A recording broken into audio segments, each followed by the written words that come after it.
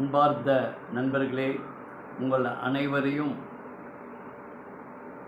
நடந்ததும் மறந்ததும் என்ற யூடியூப் சேனலுக்கு அன்புடன் வரவேற்கின்றேன். நாம் ஒவ்வொரு முறையும் ஒவ்வொரு சிந்தனையை முன்னிறுத்தி இந்த நிகழ்வை நடத்த இருக்கின்றோம்.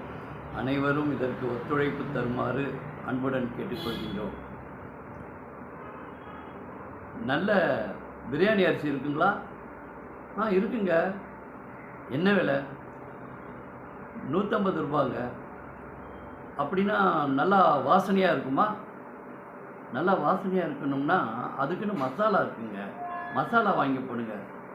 அப்படி இல்லையே, அந்த காலத்தில் பிரியாணி அரிசி வேகும்போது நல்லா வாசனை வருமே.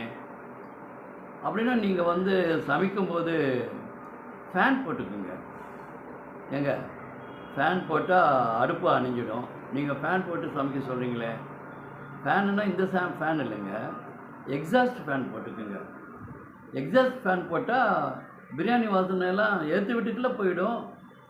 ஆமாம், அதுவும் ரைட்டு தான். அப்போ நீங்கள் ஒன்று பண்ணுங்கள். பிரியாணி செஞ்சு முடித்தோன்னே அந்த பிரியாணி எடுத்துகிட்டு போய் எதிர்த்த வீட்டில் வச்சு சாப்பிடுங்க. அப்போ உங்களுக்கு அந்த வாசனையும் இருக்கும், பிரியாணியும் சுவையாக இருக்கும். புரிஞ்சுதா?